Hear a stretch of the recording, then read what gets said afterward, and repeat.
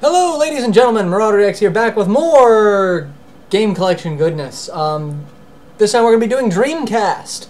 And I will go ahead and point out, these are also not all the legitimate cases, because, as you can see, it should say Dreamcast on the white clear part there, going back. Because, again, as a kid, I was stupid, and these actually came in CD-sized cases. But because they came in CD-sized cases and everyone had CD binders, it's just easier to have a CD binder full of your games, especially if you're going over to a friend's house who played Dreamcast. That way you can bring your entire collection over. So I never kept a lot of the cases. I do have some of the original cases, but I went through, again, with the cover project and printed out CD-sized cases. This one I also used another site. I don't remember the name of that site offhand. I think it's cdcovers.org. But I'll find, I've got the link saved somewhere, and I'll post that in the description if you have the program to actually make CD-sized jewel cases. This is a MarauderEX program that I got it has the paper and everything that's pre-cut and tapered so that you can just pop it out, put it in. First up, Gayo, really interesting side-scrolling shoot-'em-up type game, but it's not a scrolling level, it's just a set level, but it's really interesting. There was a sequel done on the DS, Gayo Spirits, something like that, but this is the original and so much better. I suck at it, but it's a fun game. Next up, Bomberman Online. I was hoping that this would be like Bomberman on the Saturn, but with the Saturn's built-in, or with the Dreamcast's built-in modem, I figured it'd be easier to play it online. It wasn't. I've only done that once. Other than that, it's a Bomberman game, and this one's kind of a letdown as far as Bomberman games go. Next up, Bust-A-Move 4. I spent hours and hours and hours playing. I got sucked into this game, and I can't explain why. To where when I went to sleep that night, I was seeing colored balls exploding and patterns forming. It was crazy. I got so into this game. I just spent hours playing it because it was just really addictive. One of my best friends in high school, his younger brother was playing this, and it was amazing because his younger brother was colorblind, so he had problems with some of the colored balls, but he learned the patterns inside the balls were different. So that's how he was able to learn. And we sat there watching him play it, and he was badass at this game for being somewhat colorblind. So that was incredible to watch. Great game. If you're a fan of the Bust-A-Move franchise, this is probably one of the better ones. It's just a lot of fun. Next up, Cannon Spike. Me and Culix did an LP of this. He's done an LP of this one kind of drunk. Go check those out. I'll probably include links to both of those as well. Ours, the one we did together, is Let's Fail Cannon Spike, because we couldn't even beat it on one of its lowest difficulties because we suck. But Culix was able to burn through the game, even inebriated by himself, so I guess I was the anchor weighing him down on that one. But it's a really interesting Capcom game with some really weird mechanics. Go check out the Let's Plays of that for more in-depth. Chu Chu Rocket! A puzzle game where you have to deal with mice. It's actually really addictive as well. This also had online play, which was one of the big things for it. But I never did the online play for this. But it is really fun just to sit down and just throw yourself into and have no idea what you're doing. And it's cute. It's very cute. Next up, Crazy Taxi.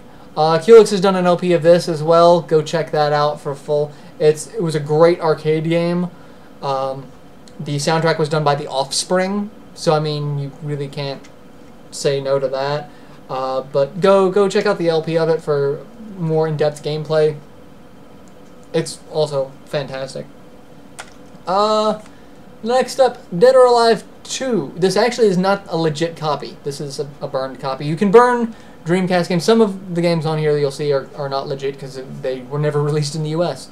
But you can burn them, and you can change the region coding for them. This is not, because this was supposed to be more like the Dead or Alive 2, the PS2 version, with an extra stage added to it, but it doesn't work, so it's basically just the Dreamcast version as a burned copy. I have another burned copy we'll see in another part that just severely pissed me off when I found out that it was fake. But we'll get to that later. Next up, Evolution, World of Sacred Device. This is a terrible, terrible role-playing game. I was hoping, when I first got a Dreamcast, I was hoping for things like Skies of Arcadia. This is what we got to start off with. You have a giant robot hand that you punch people with as your primary weapon, and all the other characters are just... It's terrible. It's... Nothing about this game seems fun. I believe the dungeons are randomly generated. They may not be. It may not be that one. But it was pretty sure they are. Yeah, I was thinking they are, but... I was thinking there was something terrible about this game that just made it insufferable to play. I want to say random dungeons were it, but that's not the only reason to dislike it. But then I got Evolution 2. Because, you know, fuck me, right? I mean, I hated the first one. Let's spend money on the second one. I was hoping... I saw a review that they said they fixed a lot of the problems from the first one. And that was obviously a paid review because that was a review of lies. It was lies and slander, and it was not true. It's the same game. Don't waste your money on it. Get the first one. At least the first one makes some sense. The second one's just like... Next up, this is actually one that I picked up after I started collecting. Because I didn't collect originally when I had a Dreamcast. I just had all my games in a CD binder for the longest time. But I picked this one up after I started collecting. Fatal Fury, Mark of the Wolves. So it actually has a legit case. And a manual. All my other games don't have the manuals. I hate my life for that too. So all the things you see, especially like Evolution, because that's not the cover art for Evolution. It's cover art paper that was printed out.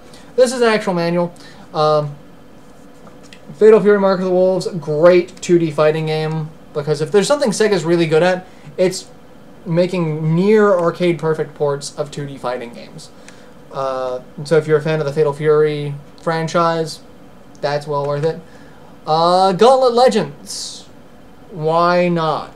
Like, really, why not? It's Gauntlet, it's 3D. I thought it would be awesome. It's kind of fun. It's more fun if you've got other people, but otherwise it's actually just more annoying than it's worth. Especially if you suck at it. Gigawing and Gigawing 2.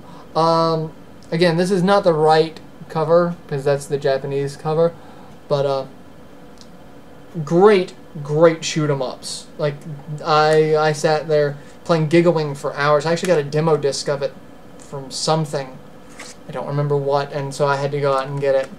And then you see a sequel, Gigawing 2, you gotta.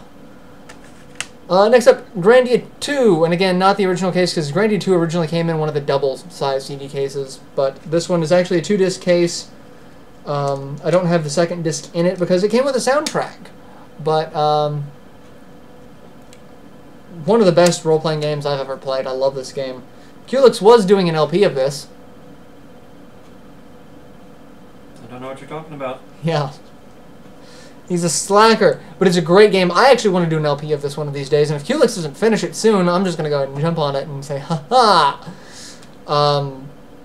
But granted, his LP would probably be a lot more professional than mine, because he actually would take the time to cut out random battles, and I'm a lazy fuck. So, probably not going to happen. Another burned game, because this was not actually released in the US, Guilty Gear X. Not released in the US to my knowledge. It may have been, but I don't believe it was. Great 2D fighting game. Really weird. Like, one of the characters has a paper bag over his head carrying a pool cue, and he shoots a pool ball that bounces around randomly on the screen. One of them is a doctor who has a giant scalpel. Or no, the guy with the paper bag on his head has the scalpel. Another guy who has white hair covering his face with an Egyptian eye in blue on his hair. He's the one with the pool cue. It's so easy to get these weird-ass characters confused, man. I mean, there's so many of them. One character uses her hair as a weapon, but great 2D fighting game. It has a one-hit KO if you're able to pull it off on any character, so it is kind of cheap, but it's fun. Guttenberg 2. This is another really weird shoot 'em up. One of the characters is a vampire who shoots out bats and uses a Bloody Cross is a weapon. It's weird. It's out there weird, but it's a shoot 'em up, and again, almost arcade perfect port. Next up we have Gundam Story 0079. I played the demo for this, and it reminded me of Mech Warrior, and again, MarauderEX mechs. I kind of had to go for that. And it's Gundam, and it hit at the height of the Gundam craze. Gundam Wing was still ridiculously huge, so I had to get it. It's kind of slow, especially if you're used to Mech Warrior, but it's fun, so it was well worth it. Next up, House of the Dead 2. I don't really like the House of the Dead franchise, the shooting zombie light gun games. I'm not really a fan of light gun games because you have to have a light gun. And light gun games actually don't work on most modern TVs. You have to have a CRT type TV. Like most flat screens, you just can't do it because it just doesn't read the same way. But it's a classic. I went with it. I kind of wanted to go for Typing of the Dead, which is really weird because you actually had to use a keyboard and enemy names would pop up and you'd have to type out their name to actually kill them. So it'd be like Hatchet Zombie, you'd have to type out Hatchet Zombie, or it'd just be random words. Like Holy Cow, you had to type that out before they came up and beat you with their axes. But House of the Dead is the shooting game. Again, I got it mostly because it's an arcade port.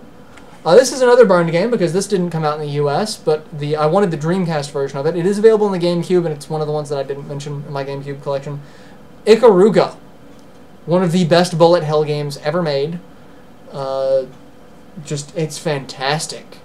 You have black and white energy, and you have to switch between the two of them to either not take damage from enemies who shoot black energy blasts or white energy blasts. You have to switch back and forth constantly in order to survive and do damage. It is the quintessential bullet hell shoot 'em up. And when I say bullet hell, I mean like everywhere. Like you're going to die a lot getting proficient in that game, but it was fantastic. Next up, Jet Grind Radio. I got this one because of its just weirdness. Cell-shaded graffiti dystopian future. You just gotta try that. I mean, the music's awesome, too. The soundtrack to this game is amazing. The gameplay is kind of interesting. It's kind of like Tony Hawk's Pro Skater, but instead of skating on a skateboard, you're inline skates, and then the whole concept is to spray paint things and bring a little bit of anarchy and chaos into a overly controlled world. Really interesting. Next up, this one's actually a burned copy as well. This one was given to me. King of Fighters Dream Match 99. Because again, 2D fighting games. I made a comment about 2D fighting games. So that one and this one, which is King of Fighters 99 Evolution. These were both gifts from a friend who had a Dreamcast collection of mostly burned games, but they were really well done burned games. Like they made labels for them. So they were nice gifts because I hate fighting games. I suck at fighting games. I don't do that professionally, which is why you never see any fighting game videos on my channel. Like Marvel vs. Capcom or anything like that, because while I enjoy them, I also know that I suck at them, and I suck at the metagame. Like, I just can't do the infinite combo type things or the massive strategies needed for them. So, I don't. Next up, Last Blade 2, another 2D fighting game, but this one is set in feudal Japan. One of the characters is actually kind of a Kenshin character. He's Hajime Saito, and he looks kind of like Saito, but wearing the Shinsengumi outfit, and he has a cross-shaped scar on his face as a throwback to Kenshin. It's a really fun fighting game, and if you're a fan of Kenshin, I definitely suggest picking it up because you can see a lot of the throwbacks to that, because Kenshin was based off of a lot of real figures, but taken to extremes. Next up, Legacy of Kain's Soul Reaver, and this is a game that I picked up recently because I liked the Soul Reaver series, and I think the Dreamcast version was the best in my opinion. I only have Soul Reaver. There's Soul Reaver, Soul Reaver 2, and then the original Legacy Kain. There's a bunch of games in this franchise.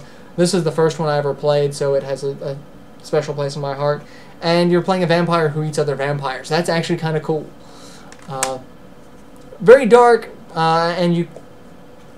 I was going to say you can stab people, but there's a lot of games where you can stab people. But yeah. Next up, Marvel vs. Capcom, Clash of Superheroes. This one, I have the original case, but I didn't have the manual for it. My parents actually gave this to me as a gift because I had made mention of Marvel vs. Capcom 2, and they found this for actually really cheap. It was cheap because it was missing the manual, but it is a great 2D fighting game. The first in the Marvel vs. Capcom franchise, which has now grown into a huge franchise and very competitive. I used to love playing as Mega Man and just charging up a Mega Buster and just pissing people off, because I was a troll at this game. Which leads into Marvel vs. Capcom 2. This is the best version of this game, in my opinion. This was on the Xbox and the PS2. The Xbox, from what I could see, had some lag issues. It had some frame rate issues. The PS2 version, the sprites just didn't look the same to me. I know they're supposed to be the same, but it seemed like there was just some change porting it to the PS2. This, to me, is the quintessential. I'm going to take you for a ride. Just massive. Why? I don't know who thought of, let's put all these characters together. Like dozens and dozens of characters. Like 2 different Wolverines, because you need 2 different Wolverines in a game. That's just a given. One with bone claws and one with adamantium, because that was a thing. But this is the quintessential fighting game. I actually like Marvel vs. Capcom 2 better than Marvel vs. Capcom 3. Just because of the larger character roster. Even with Ultimate Marvel vs. Capcom 3 adding a bunch of new characters, this has a really cool character roster. The background, it just seemed more like what I expected as an evolution between 1 and 2. 3 just seemed like, okay, we're going to make different graphics and add in a couple of new tweaks to the fighting system, but we're going to cut everything else out. So 2 to me is the quintessential. But yeah, that's part 1 of my Dreamcast collection. Dreamcast, gotta remember that. But yeah, I will finish up with part 2. Till then, later.